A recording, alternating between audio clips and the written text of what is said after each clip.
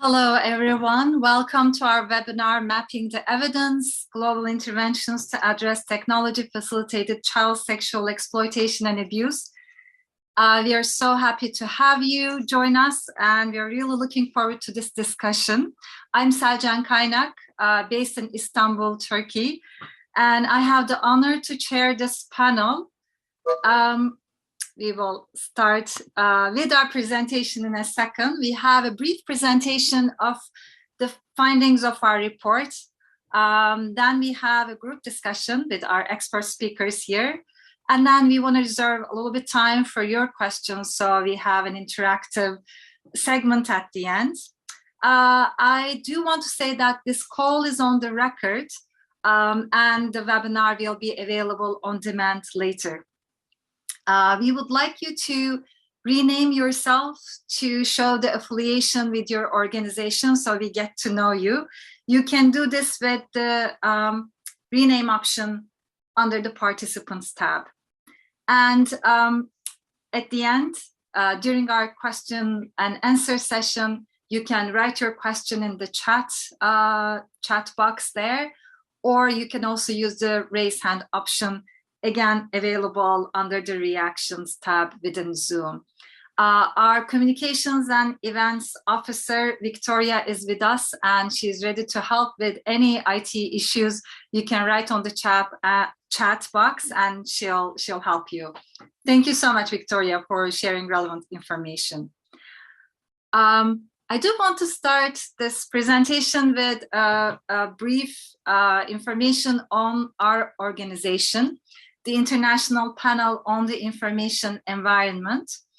It's a Swiss-based organization that includes a global network of researchers.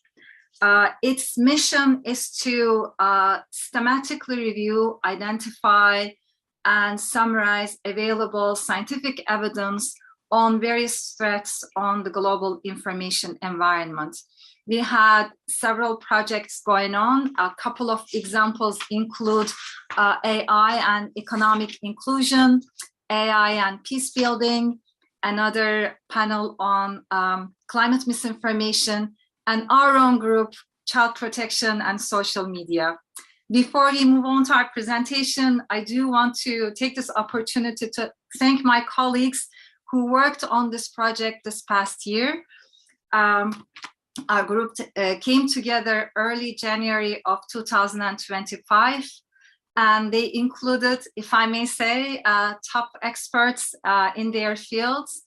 And they include Professor Sakshi Ghai, Behavioral Science Department of London School of Economics and Political Science, Professor Deborah Fry, Childlight Global Child Safety Institute at the University of Edinburgh, Professor Sonia Livingstone, Media and Communications Department of the London School of Economics and Political Science, Professor Andy Phippen, Digital Rights Department at Bournemouth University, Professor Cheryl Soriano, who's among the speakers today at the Communications Department of De La Salle University in Manila, and Dr. Kruakae Pothong, our consulting scientist, who is also with us and will share the findings very soon. She's also at the Department of Media and Communications at London School of Economics and Political Science. So, and including myself, Selcan Kaynak, affiliated with Koç University in Istanbul Psychology Department. We came together with our concern, as most of you probably, and many other civil society organizations, policymakers, and the larger public who is concerned with technology-facilitated child sexual exploitation and abuse. And we wanted to understand the scope of the problem as well as the interventions that have been implemented so far. And our first sort of panel discussions, or several panel discussions, and that led to a technical report, was on mapping the field. We wanted to understand where the risks are, the variables that we can track, the types of technology-facilitated child sexual exploitation and abuse, and the sources of data. After this exercise and our first report, we moved on to the available interventions. So what kind of interventions have been implemented globally so far, and where are the missing research and intervention landscape that we can work on it together further. And we'll present our findings very shortly. So this, I already mentioned IPIE. For today's webinar, our expert speakers include myself, again, at Koç University. My interests include early childhood development, maternal mental health, and digital media ecology and mental health. We have Dr. Kruakae Pothong. She's a visiting researcher or research fellow at the London School of Economics and Political Science. She's also a consultant at the Digital Futures for Child Center. Her research focuses on AI in education, education data, child-centered design of digital services, and her larger research interests include technologies, policies and society, human-computer interaction, digital ethics, and data protection. We have Professor Cheryl Soriano. She's a professor of communication at the LaSalle University and has been a member of our panel of child protection and social media. I'm sure you're familiar with her work, various publications, journal articles, and books. She's also involved in critical international research networks, and her research interests center on the social and economic embeddings and consequences of platformization, including the intersection of social labor and financial platforms. We also have Francesco Ceccon with us today, Head of Gender and Child Protection at ECPAT. He's been leading the program strategy and interventions for the last 4 years. And before then, he worked for other international and non-governmental organizations across different regions and settings. He's currently based in Bangkok, Thailand. I wanted to leave more room and time for our speakers today. Again, we'll have a brief presentation of the findings of our report that came out from our work in our panel last year. Then we'll have a group discussion, and then we'll move on to your questions. I'll leave the floor to Kruakae. Thank you, Session. Our initial mapping of how technological advances facilitate child sexual exploitation and sexual abuse prompted a quest for interventions against these crimes. Hence this report of the systematic review of these interventions. On the next slide, you will see that our initial mapping of technology advances and manifestation of technology facilitated child sexual exploitation and sexual abuse presented a complex criminal landscape and offending chain. Criminal activities within the offending chain can be grouped into 4 interwoven categories of victim identification and recruitment, sexual exploitation and abuse, recording and distribution of the exploitation and abuse, and knowingly accessing and viewing sexually explicit content featuring a child or child sexual abuse. Our research and evidence review focuses on interventions along this offending chain.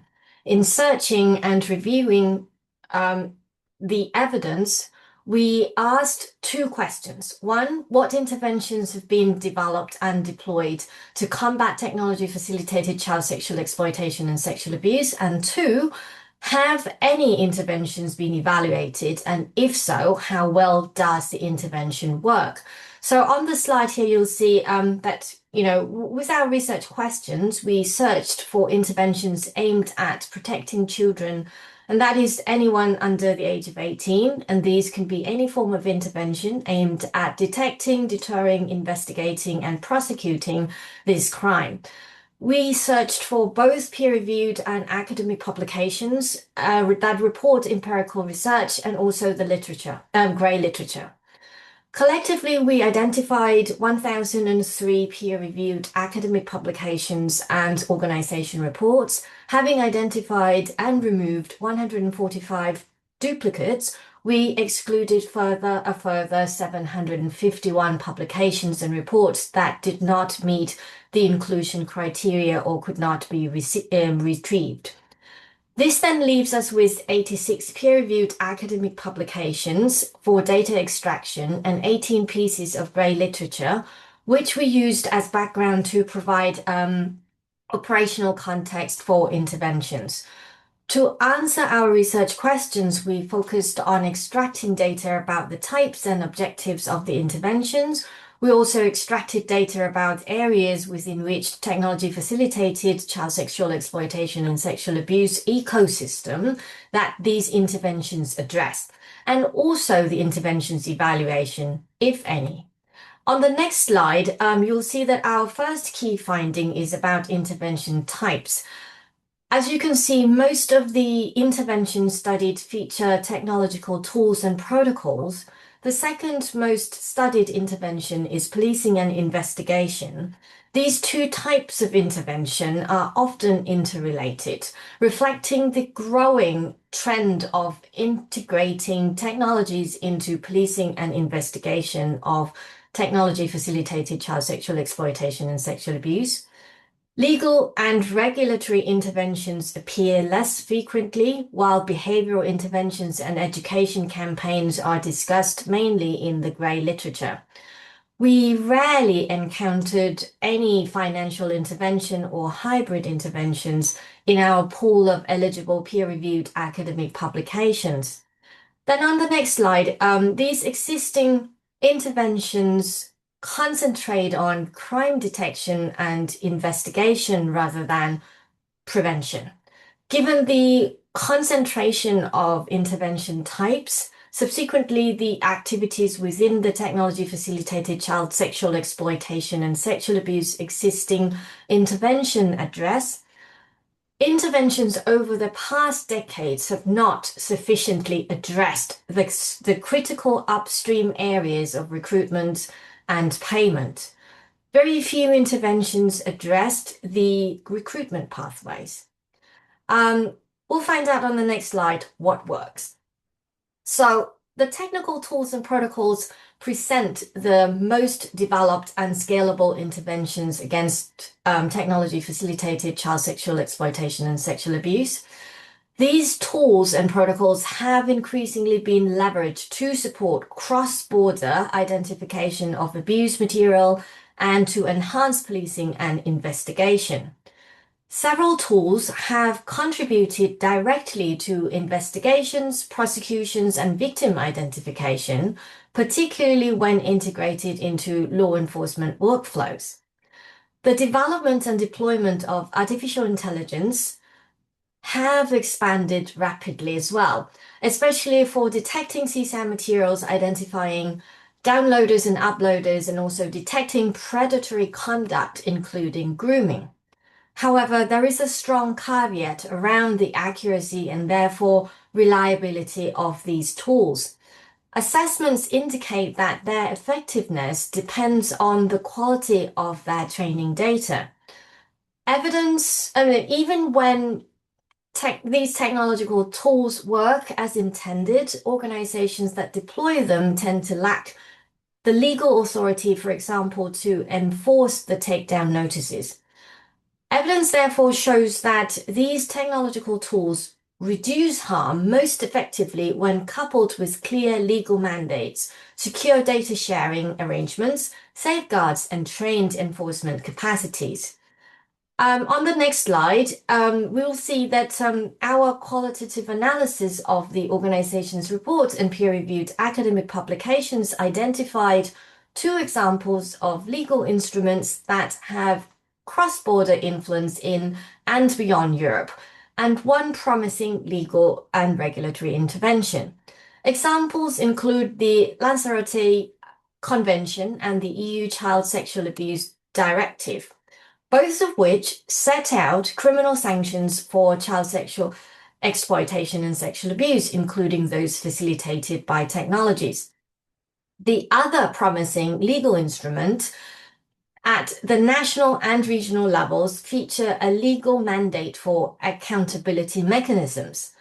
The key to these positive impacts lies in these laws' ability to harmonize criminal and/or civil sanctions against technology-facilitated child sexual exploitation and sexual abuse and the undesirable industry practices. However, these laws face enforcement challenges and difficulties in aligning their reporting matrix. On the next slide, we'll move on to the behavioral interventions and education.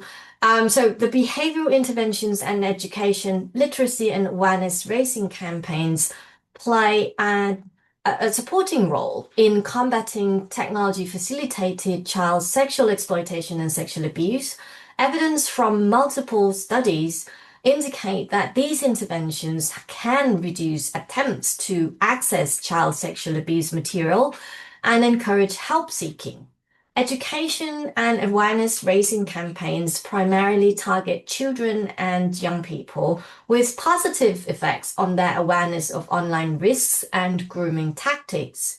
However, evidence, especially of long-term outcomes and sustained desired behavioral changes, remains limited.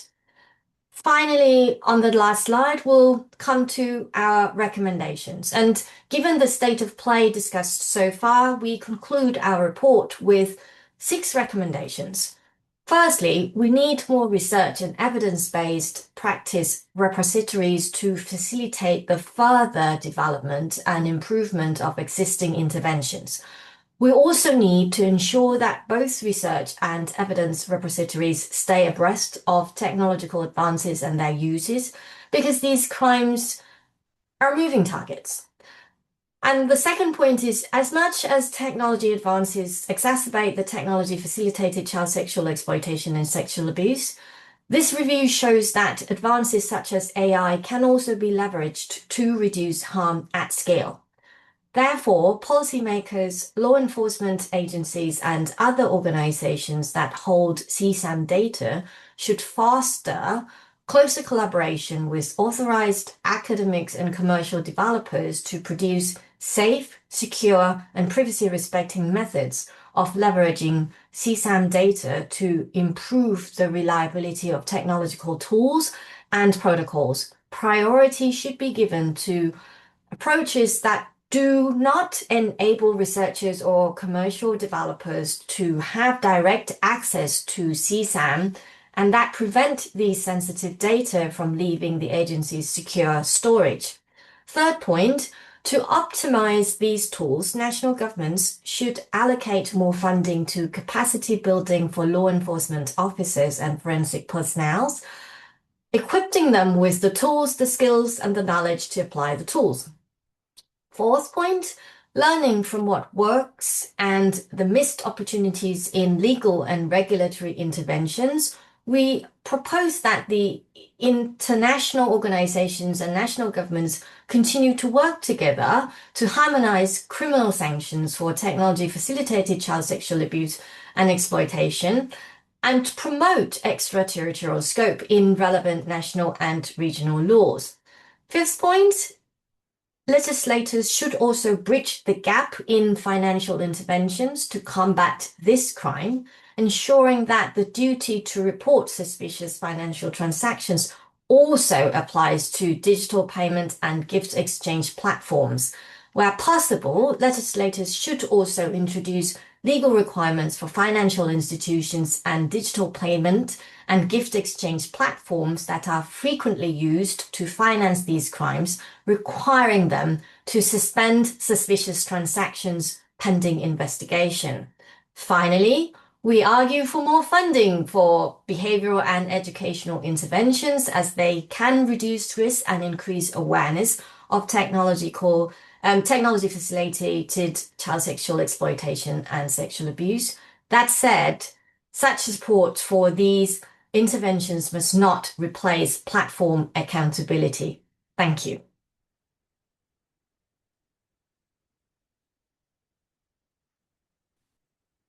Thank you so much, Kruakae, for sharing the results. I do look forward to the discussion on these. Cheryl, what would be your thoughts on this study and key findings? Thank you very much, Kruakae and Seljan.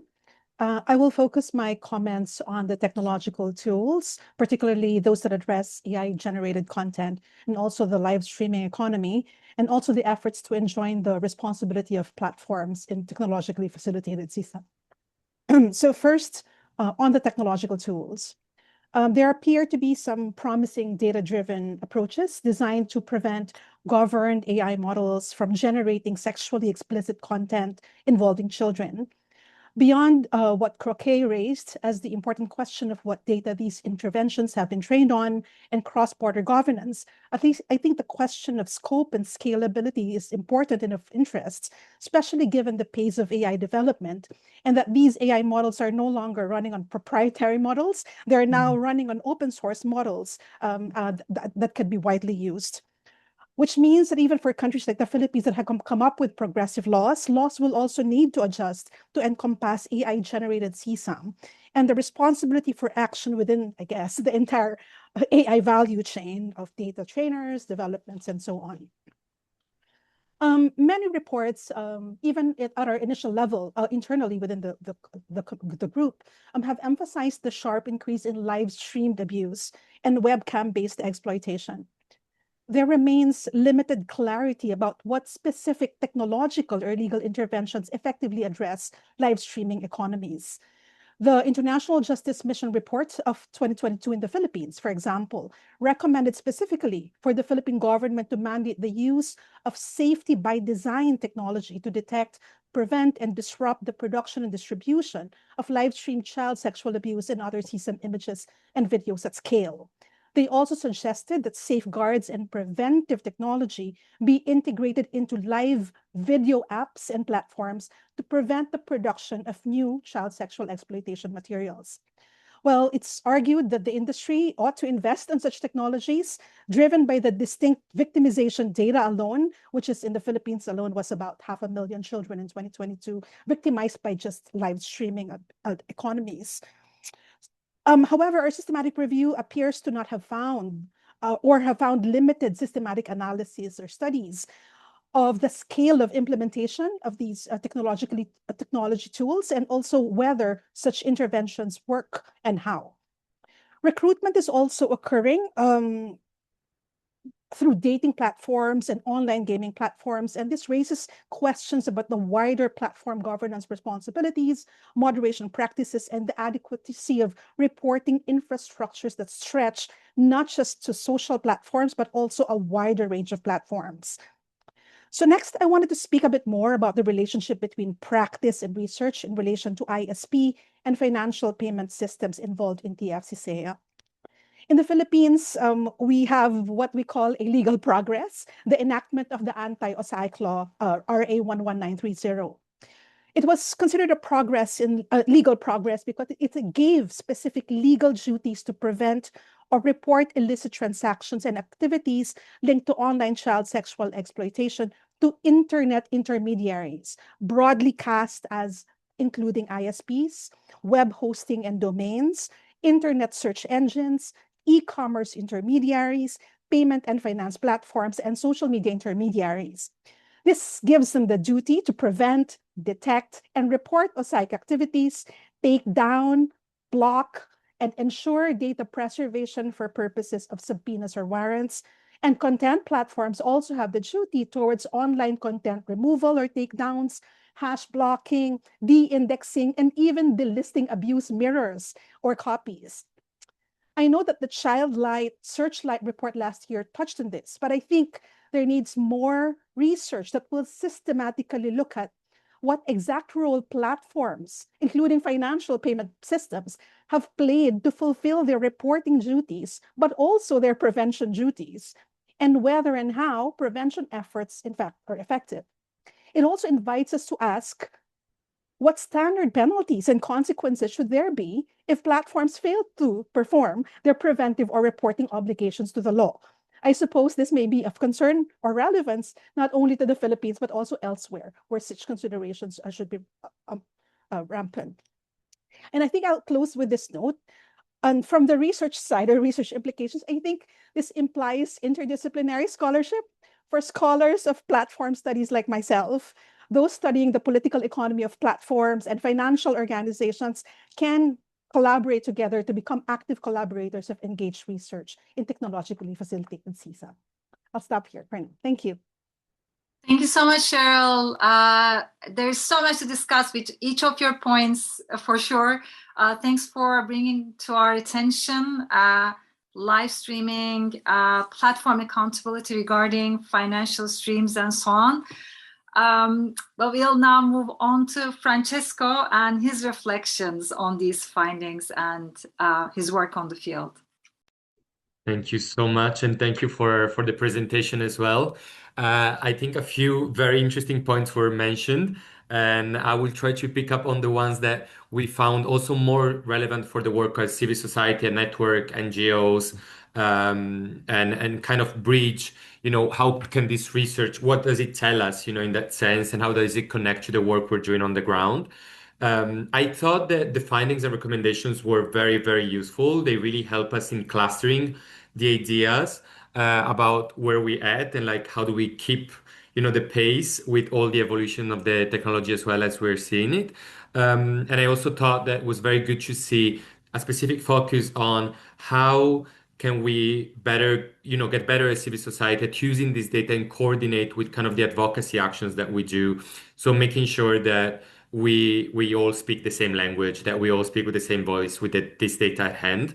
And I think when Dr. Kruakae raised the issue of the limitation of prevention was the point that most raised my eyebrows in terms of attention, because I think this is exactly the gap that we're trying to fill, because we see that as technology develops, there are more tech solutions that are being put in place. Some of them are generated by AI, but we heard from you what the limitations are. So I think this study is really coming at the right point to also make us take a step back and think about what we can do in terms of prevention more proactively, both in terms of tech solutions and other solutions.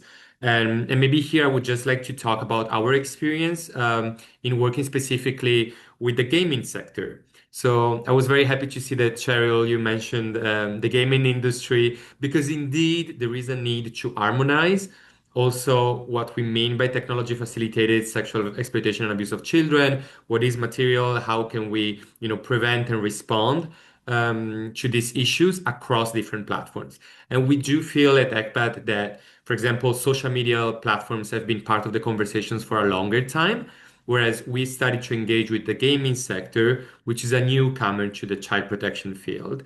And we do see the potential of actually working with them in prevention. And so some of the work that we've been trying to do with them, and very concretely speaks to the recommendations of this report, is the fact that we need to continue strengthening identification action, and especially looking at how even tech solutions can be bias-free. Bias-free of who can be a victim of sexual exploitation or abuse, and and taking kind of some of the biases that we also have offline away from the solution. But also, we see the opportunity to embed prevention mechanisms directly into design of products. So I'm taking example of the gaming sector because this is who we work with. But there are many possibilities of actually and opportunities to embed safety intervention ways into product design. So, for example, there are dynamics that can be put into gaming design that actively promote, healthy breaks, that can promote, do you see something that, your gut doesn't feel comfortable with? Do you want to kind of report this? Do you know how to look for help if something makes you feel uncomfortable within the gaming communities? So also not taking anything away from the fun and joy that these platforms can bring to children, but mostly and to wider communities. But there are some prevention features that can be easily developed, such as pop-up messages, such as in-game fun campaigns that children can see that actually, encourages them to speak up if something doesn't feel right, or most of the time, trust and safety policies and procedures can be very cryptic, can be very difficult for navigate for children, but even for caregivers and parents. And there are ways to smoothly integrate that into game design, for example. So our work with companies shows how you can have easy pop-up messages, or you can have moderators playing an active role in reminding everyone what are the rules of a community, how do you instill moments of care, empathy, community building, respect. And that is the first form of prevention that you can see. Then, we also look at gender-based harassment. So if companies and platforms have data on which children are creating a woman identifying avatar or a girl identifying avatar, are they receiving more harassment? Are they receiving more unwanted material? That they're receiving more unwanted messages? And how can the moderators play an active role in making sure that that's a first indication? We don't need to get to the point where we have a situation of generated sexual abuse material or actually of grooming. We can actually, work a step before then. So there is a holistic way of working that means we can have gaming products that actively promote hidden teaching moments of value, respect, empathy, and community in game. But we can also have trained moderators that know how to spot what are first indications that can lead potentially to putting children in a vulnerable situation. And lastly, just to say, there can be features, and we're trying to work with gaming platforms right now to make help seeking pathways more fun and more accessible for everyone. So it doesn't need to get to a point that reporting a situation of concern needs to be very formal and very difficult. It can be something that is quite accessible, and it feels that it's embedded as part of the experience that children have online, and that we believe that breaking that barrier can actually, make sure that we act first, we with more time, but also that children themselves and everyone feels more comfortable and know how to report something that doesn't make them feel good. So yeah, this were just a few reflections, but I'm looking forward to the discussion as well. Thank you. Amazing. Thank you so much. A lot of ideas come up. As we had through this past year, we had several discussions of this research and next steps and so on. So from all of your comments, what I gather, and from the report's findings as well as these initial reflections, is that, first of all, the whole field, both in terms of scientific research, but intervention design and the policy debate, need to involve multi-agency organization collaboration. The interventions, the scope of interventions, it seems, and also the findings indicate that when there are multi-agency collaborations, be it technological companies, law enforcement, behavioral research, and so on, it's a more complete assessment and prevention mechanism. It's a multidisciplinary field, as we began to speak about different aspects of interventions and research.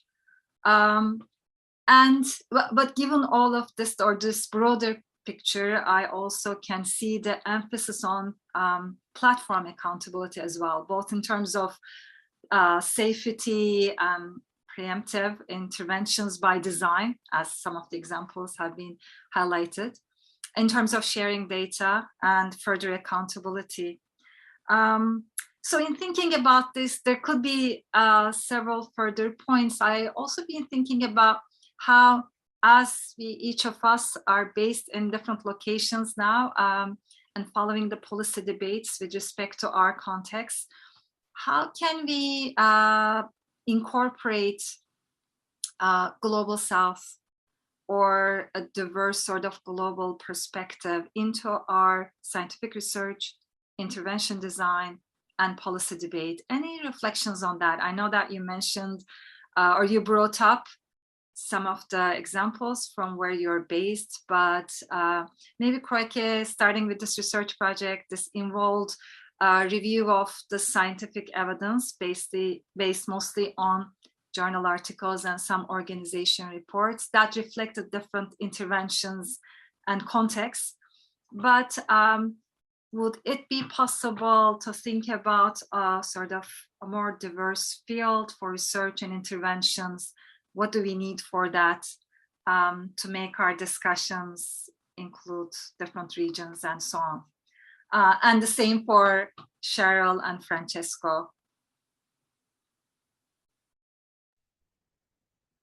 Any sort of reflections based on your research experience as well as your sort of following of the policy debates?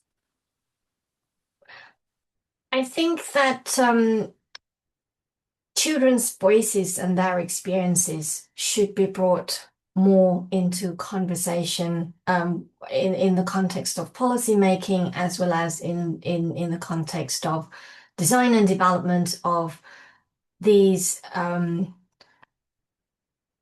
design features, both in terms of risk mitigation and also in terms of risk assessment of the existing design features.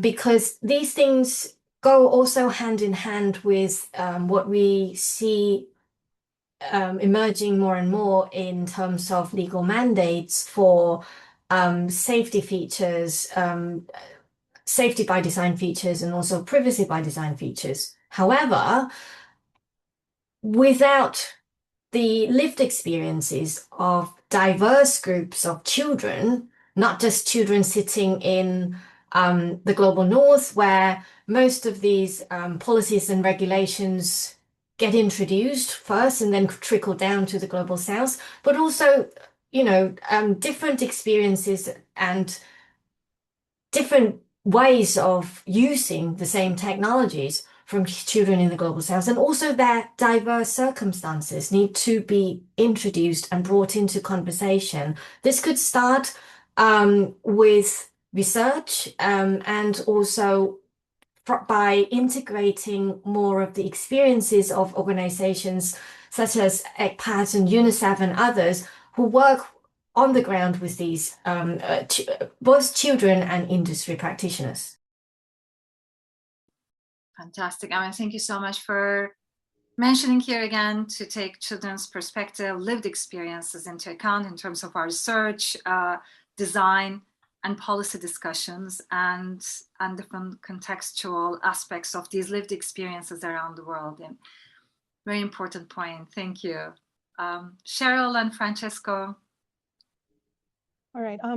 I was thinking that interventions vis-a-vis the studies maybe do different things in the sense that I could observe this within the Philippines and other countries in the global south, that there seems to be a lot of interventions happening, especially in the past few years, that attention to the Philippines being, some reports call it like the epicenter of this happening. So there's a lot of interventions, but on how much or the extent by which support is there to be able to perform research that will systematically assess the interventions that are happening on the ground, but also with the sensibility of understanding the local contexts, that this happens within a particular context of economic precarity, within local communication cultures, within particular technological infrastructures, of course, will need to matter significantly. And so I think this is where the value of situated research will be important to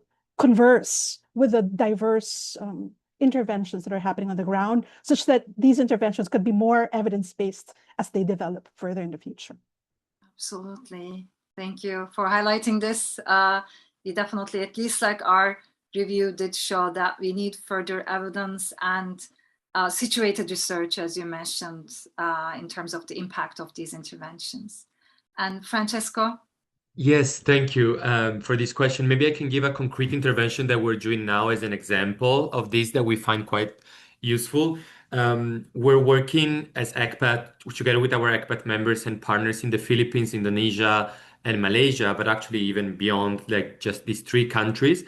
We're doing a game jam with youth students from universities that want to be game developers or tech developers in general, which is basically a hackathon where they develop their own solutions about norm shifting. We're specifically looking at how to design games that actively, they're fun games, they're commercially viable games, but they do proactively shift rigid gender norms, ideas of masculinities, and promote safety behaviors such as community care and empathy. And we're doing this together with Women in Asia, Women in Games Asia. And the idea that came from the idea came because we saw that most of the products that come in terms of whether it's research, policy, or products mostly come from the US or from Western Europe, and they do not apply in terms, especially when we look at questions of how do we perceive safety? What does safety mean in different contexts? And even more when we look at questions of gender norms, masculinities, gender dynamics, and interactions. So the idea really came because there was a big gap in that. And so we felt that these kind of ideas allows, like Kruakae was saying, youth themselves to develop solutions that make sense for them, that we move away also from the serious games, which yes, they do work for awareness raising, but we also need to do something that children and youth actually enjoy playing and that works in their actual context. And looking at that, I think one great thing that is happening with this game jam that we're doing is we're actively trying to involve, as Cheryl was saying, also children that come from communities where they do not have stable internet connections or access to technology. We're working in Malaysia, for example, with children from refugee communities. And it's very important that we try to be advocates to diversify all of that, because otherwise the safety solutions that we're going to develop will never speak to all the children and the realities of different children. And we hope that this is happening in a couple of weeks, actually. So we hope that the results will inspire more regions to follow the same example, to develop solutions that come from the regions and that actually work in those communities and that speak the language that children speak, especially when we talk about safety and gender issues that are very, very sensitive. And then, if I may, just a second point that your question made me think about is our responsibility as, platform, as NGOs and academia and people who have actually the possibility of organizing webinars or doing policy dialogues, is our responsibility to promote these locally driven examples. I think one big lesson learned for us engaging in the gaming sector, in the gaming industry, is that, for example, you have a lot of practitioners from small independent studios based in different countries that want to do what we call gaming for good. They want to develop products that are safe by design, and not only safe by design, but actually promote healthier narratives for children. And especially in this moment, in this historical moment that we're living, I think it's our responsibility to actually promote those. So not always looking at the big examples that come from the industry, or looking at big research that is produced by famous universities and so on, without taking any importance away, but also looking at what solutions are happening on the ground, what is happening, and how can we use our platforms to kind of amplify them and give them the right visibility.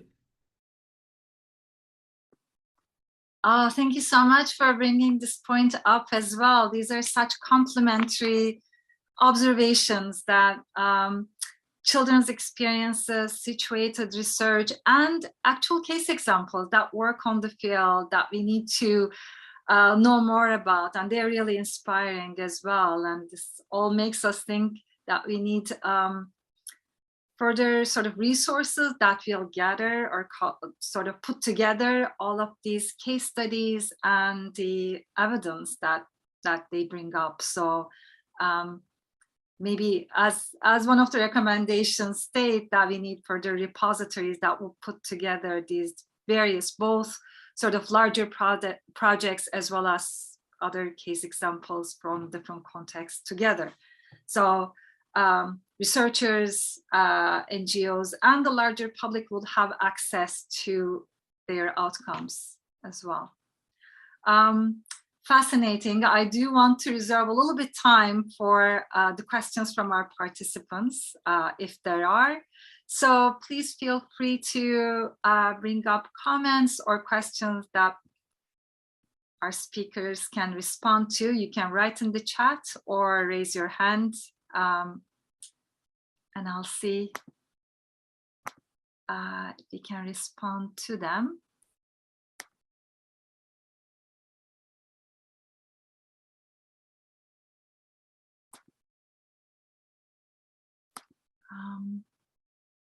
I hope I'm not missing any at the moment. So as we're waiting for further questions, again, my apologies if I don't see them. Oh, there's a question. Any reflection on the very contested Grok app about nudity that has been on the news recently, and various statements on the part of different organizations that came up. So any of your reflections on the app and the debate about the app? Kruakae? So from the technical front, our review has identified a couple of efforts, shall we say, to develop technological tools to govern the way the algorithm works, and that can serve as a prevention in terms of it basically prevents LLM from generating CSAM, for example, to begin with. So not responding to the text prompts and or other inputs. So boundaries can be set, technically speaking. From the legal perspective, this should not have happened in the first place because there exist laws and regulations. Case in point, the UK's Online Safety Act, Australia's Online Safety Act, EU Digital Services Act that put legal requirements on platforms to first of all conduct risk assessment for child safety and also formally document these things. So if they have complied with this requirement, for example, they would have and should have detected this or foreseen it coming. Secondly, mitigating, also adjusting the features and functionalities on the platform. So if they do a regular risk assessment, they will identify not only how the features and functionalities work, but also how the usage of such functionalities and features advance and could present emerging risk, and therefore put in place mitigation measures. And all of these things can be either addressed by design and or by this risk assessment.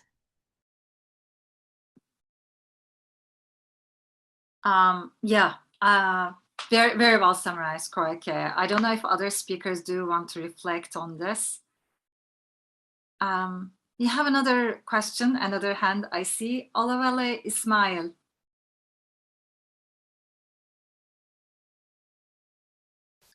Did I pronounce this right? Yes, correct. Good afternoon. Good afternoon. Good afternoon. We can hear you. You can ask the question.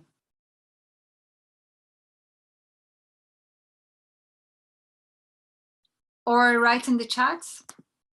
Yeah, the findings and the recommendations were timely.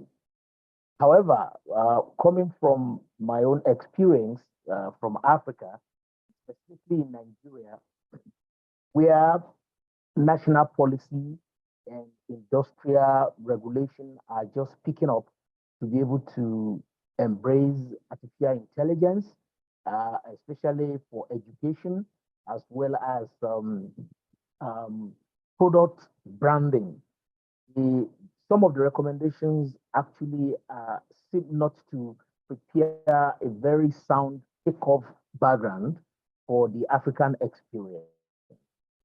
Probably because probably the number of the journals or publications that were reviewed or the scope of the study.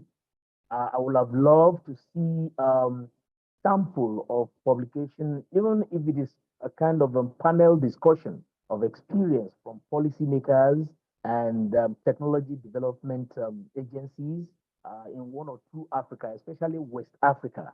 I can tell you AI story in terms of governance and education is gaining ground in West Africa. However, there are still weak acceptance, a lot of misconception about the power of AI, the extent to which it could even influence gender and abuse and molestation of children. A lot of people still, for instance, you have a lot of homes today who have offline games. How do you subscribe to this offline game? However, because most of these offline games are also produced by people who are online, as in corporations who are also online.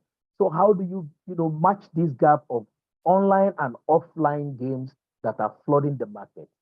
That's my question. Is there any way we can extend this research to do a kind of comparative analysis of what has been found from the areas where this research covered and then that of Africa in due course? Thank you.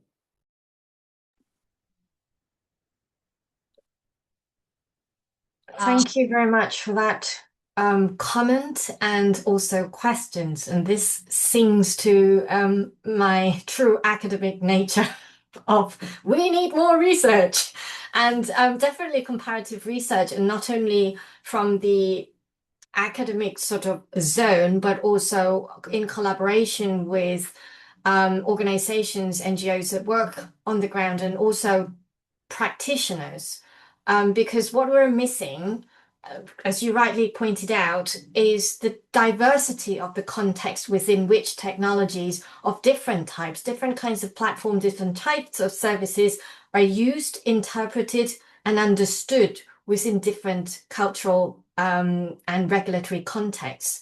From the report, we've seen quite a few commentaries on how international laws have harmonized legal definitions and outlawing tech-facilitated child sexual exploitation and sexual abuse practices across different parts of the world. But we see, as you pointed out, less evidence of how these crimes are addressed within the local context, especially from the technology perspective. The responsibilities of the platforms, how does that play out in African contexts and in other global South context? So we definitely need more of this research and evidence on how these things are developing and emerging.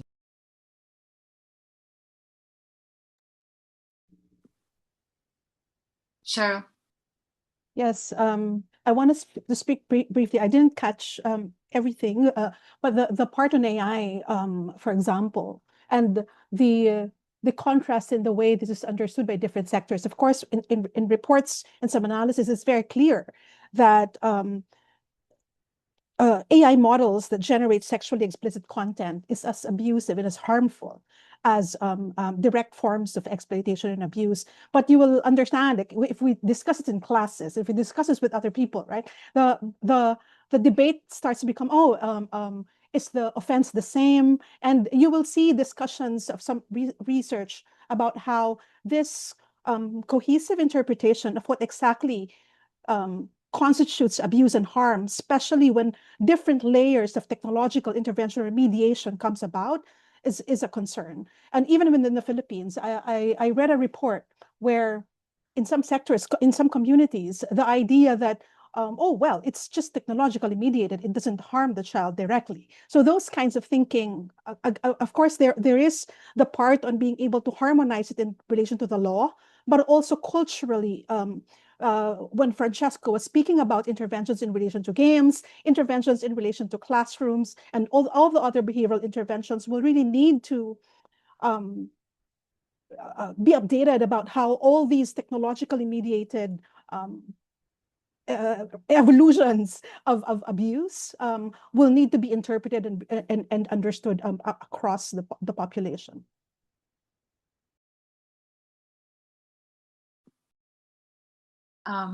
Thank you, Cheryl. And I think we have time for one more question. We have a question from Phil Howard. Across the offending chain, where do you think current interventions are most out of alignment with how technology-facilitated child sexual exploitation and abuse is actually evolving? I would say the financial interventions. So this appears a missed opportunity. So we have existing laws and regulations that put reporting duty on the shoulders of platforms providers, mainly financial institutions. And like Cheryl mentioned, in the Philippines, that reporting duty has been expanded to cover other types of platforms that facilitate money transfer or gifting.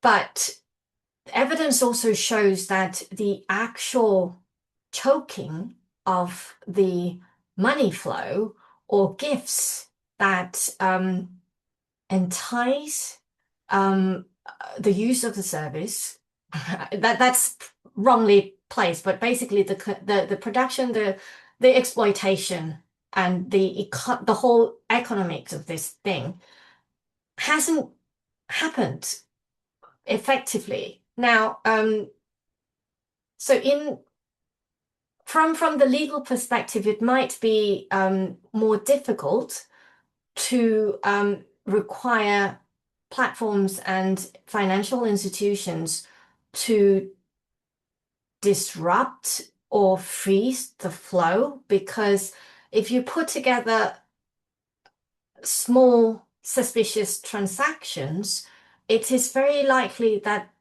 it would be rather difficult to distinguish between everyday Joe making a small transaction to buy noodles from the street vendors and the same small transaction that actually contributes to tech-facilitated child sexual exploitation and sexual abuse. And this is where the tricky tension comes in, both from the regulation perspective and the actual implementation of that.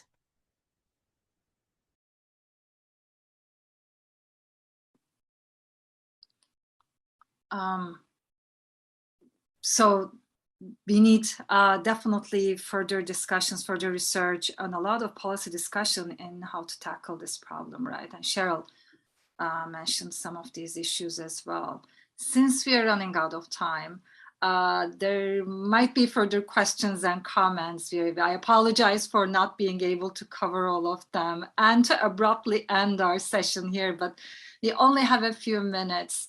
I do want to thank our speakers today and all of you who engaged in this conversation.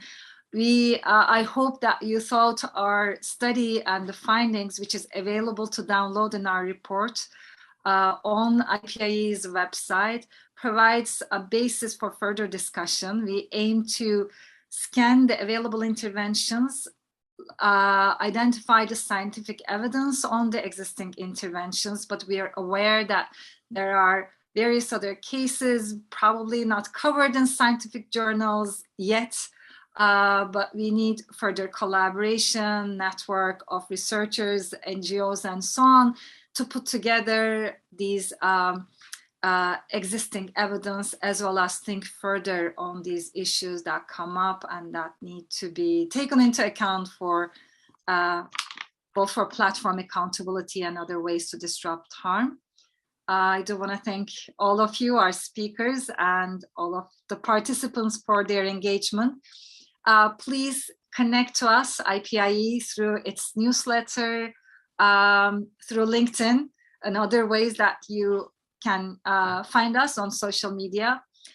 We do have a summary for policymakers that will be released in early March.